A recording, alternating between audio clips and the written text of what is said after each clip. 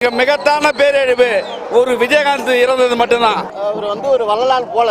இவருக்காக ஒரு பெரிய ஒரு இடம் வேணும். ஒரு சொக்கத்தாங்க இவரு. நெக்ஸ்ட் காமராஜர் இவரு. என்றும் கேப்டன் புகழ் ஓங்குக, என்றும் கேப்டன் புகழ் ஓங்குக. மாநாடு முடிஞ்சு போறப்ப நீங்க எல்லாம் ஜாக்கிரதையா போனோம் அப்படின்னு சொன்ன முதல் கட்சி தலைவர் நம்ம தலைவர் தான், வேற யாருமே கிடையாது. நாங்க கொஞ்சம் கூட நினைச்சே பார்க்கல இவ்வளவு சீக்கிரம் எங்க தலைவரை நாங்க எழுப்போம்னுட்டு. இங்க வந்திருக்க ஒருவருடைய இதயங்களிலும் அவர் புதைக்கப்படுகிறார், குடியேறி விட்டார். இதுதான் உண்மை. எங்க தலைவர் தங்க தலைவரை காப்பாத்த கடவுள் கூட கண்ணில்லாத போயிடுச்சு. இங்க வந்திருக்க அனைவரும் கேப்டனின் பக்தர்கள். என்றைக்கும் கேப்டன் கேப்டன் தான், தலைவர் தலைவர் தான். வாழ்க. கேப்டன் வந்து நம்மளை விட்டு போயிட்டாரு, ரொம்ப வருத்தமா இருக்கு எனக்கு. அவர் மாநாடுலாம் பார்த்தீங்கன்னா மாநாட்டில் சொல்லுவார், கட்சி வந்து பின்னாடி தான், உங்களை பெற்றோர்கள் நீங்கள் ஃபஸ்ட்டு காப்பாற்றுங்க அதுதான் அப்படின்னு சொல்லுவார். அதை பார்த்து எல்லா மற்ற கட்சிக்காரங்க சொல்ல ஆரம்பிச்சிட்டாங்க.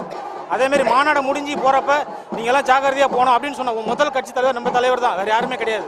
பேரறிஞர் அண்ணா மறைந்ததை விட என்எஸ் ரெக்கார்டு, அதை விட எம்ஜிஆர், புரட்சி தலைவர் எம்ஜிஆர், அதை விட கருணாநிதி, அதை விட ஜெயலலிதாவை விட இன்றைக்கு புரட்சி கலைஞர் கேப்டன் இதயங்களில் வாழ்ந்து கொண்டிருக்கிறார் என்பதற்கு நீங்கள் அனைவரும் சாட்சி, சான்று. இதை விட வேற ரெக்கார்டு வேண்டாம். இந்த நாள் வந்து எங்க குடும்பத்துல எங்க உடன்பிறப்பு இறந்த நாள். அதனால இந்த நாளை எங்களால மறக்கவே முடியாது. நாங்க கொஞ்சம் கூட நினைச்சே பார்க்கல இவ்வளவு சீக்கிரம் எங்க தலைவரை நாங்க எழுப்போம்னுட்டு. இந்த இழப்பு எங்களால தாங்கவே முடியாது. அவர் ஒரு வள்ளலான் போல. இன்னைக்கு வந்து கேப்டன் தான் அந்த வள்ளலான். கலைஞர் ஜெயலலிதா அந்த இடத்துல ஒரு இடம் வேணும். ரொம்ப ரொம்ப பிடிச்ச தலைவர் யாருன்னா அது விஜயகாந்த் தான். சின்ன வயசுல இருந்து ஒரு ரசிகரானா. இப்போ நான் என்ன கோரிக்கை கேட்கறேன்னா, இவருக்காக ஒரு பெரிய ஒரு இடம் வேணும். நானும் டிஎம்கே காரன் தான், இருந்தாலும் நான் சொல்றேன்னா அவரை மாரி ஒரு மனுஷன், ஒரு பாலிட்டிக் பீப்புள் யாருமே இருக்க மாட்டாங்க. ஒரு சொக்கத்தாங்க இவரு. நெக்ஸ்ட் காமராஜர் இவரு. சுனாமி பேரழிவு இதெல்லாம் தாண்டி மிகத்தான பேரழிவு ஒரு விஜயகாந்த் இறந்தது மட்டும்தான். ஒரு விஜயகாந்த் செத்தது இந்த உலகத்தில் நாட்டுக்கே பேர் இழப்பு. துணிச்சலோட எதிர்த்து நின்று போராடுற படத்தில் மட்டும் இல்லை, நடிப்பு உண்மைக்கு உண்மையா வெளி உலகத்துக்கு இந்த மக்கள் மத்தியில் எல்லா விதமான குணாதிசயம் கொண்ட ஒரே மனுஷன் எம்ஜிஆருக்கு அடுத்தபடியா ஒரே மனுஷன் யாருன்னு சொன்னா எந்த ஆக்டர்ஸும் கிடையாது. ஒரே ஆக்டர், ஒன்லி 1% விஜயகாந்த் தான். இன்னைக்கு வந்து நடிகர்லாம் பேட்டி கொடுக்குறாங்க, அவர் சாப்பாடு போதில் வள்ளல் அப்படி எப்படின்றாங்க. ஆனா அன்னைக்கு இந்த மீடியாக்காரங்களாம் வந்து விஜயகாந்த் வந்து பேசுறாரு, அடிக்கிறாரு அப்படிலாம் பேசுவாங்க. தொண்டரை அடிக்கிறாங்கன்னு சொல்லுவாங்க. அவர் எங்க அண்ணன், எங்களை தட்டி கேட்பார். எங்க கட்சி தொண்டனை தானே அவர் அதட்டுறாரு, அது அவருக்கு உரிமை இருக்கு. அதை நாங்க முழு மனதோட ஏத்துக்குவோம். இதை மற்றவங்க பார்த்து கேவலப்படுத்த வேண்டிய வேலையே இல்லை. ஆனா அப்படியெல்லாம் செஞ்சாங்க. இன்னைக்கு 10 வருஷமா அவர் என்னைக்கு பேச்ச மறந்தாரோ அன்னில இருந்து அவரை பத்தி பேசுறத மறந்துட்டாங்க. ஆனா இந்த நிலைமை யாருக்குமே வரக்கூடாது. என்னமோ சொல்றாங்க, வாரி வாரி கொடுத்தா கடவுள் காப்பாற்றுவாங்க. ஆனா அந்த கடவுள் கூட கண்ணில்லாத போயிடுச்சு. எங்க தலைவர் தங்க தலைவரை காப்பாத்த கடவுள் கூட கண்ணில்லாத போயிடுச்சு. நாளை வரும் சரித்திரம் எங்க அந்நியார் தலைமையில் வீட்டுக்கு ஒரு அரசு வேலை என் அந்நியார் கண்டிப்பாக செய்வார். என் தலைவன் தம்பி விஜய் பிரபாகரன், சண்முக பாண்டியன் இவர்கள் இருவரும் இணைந்து தேசிய முற்போக்கு திராவிட கழகத்தை காப்பார்கள் என்று நான் சூழலிக்கிறேன்.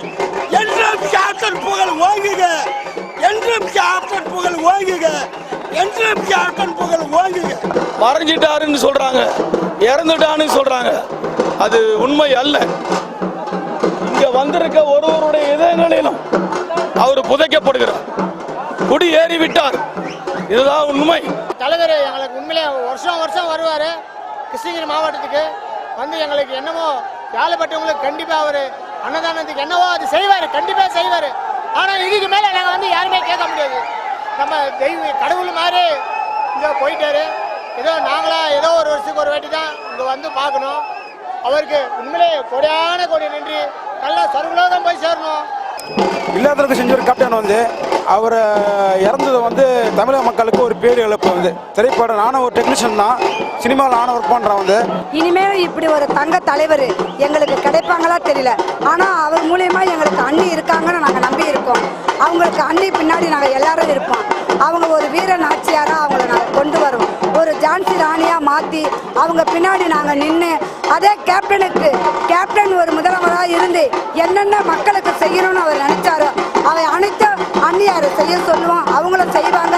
ஆண்டாள் அம்மையார் அழகரையா பெற்றெடுத்த பிள்ளை, சீரோடும் பேரோடும் வளர்ந்த முல்லை, மண்ணுலகில் மனித நேயத்துக்கு நீயே இல்லை, மன்னவனும் புரட்சி கலைஞருக்கு நிகரே இல்லை. தமிழ்நாடு என்று சொல்லடா, தலை நிமிர்ந்து நில்லடா, என்றதை செய்வோம் இல்லாதவருக்கு அந்த தாரக மந்திரத்தை மட்டும் தன்னுடைய மனதில் நிறுத்தி வாழ்ந்து மறைந்தும் மறையாமலும் லட்சக்கணக்கான தொண்டர்களின் இதயங்களில் வாழ்கிறார். 10 ஆண்டுகளாக சினிமாவில் நடிக்கவில்லை, 5 ஆண்டுகளாக மேடை ஏறவில்லை. இருந்தாலும் இவ்வளவு பேர் வந்திருக்காங்கன்னா அவர் அத்தனை பேருடைய இதயங்களில் நெஞ்சங்களில் வாழ்ந்து கொண்டிருக்கிறார் என்பதை யாரும் மறுக்க முடியாது, மறக்க முடியாது. இதுதான் உண்மை. இங்க வந்திருக்க அனைவரும் கேப்டனி பக்தர்கள்.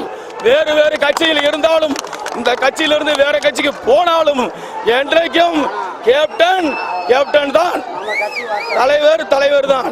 வாழ்க.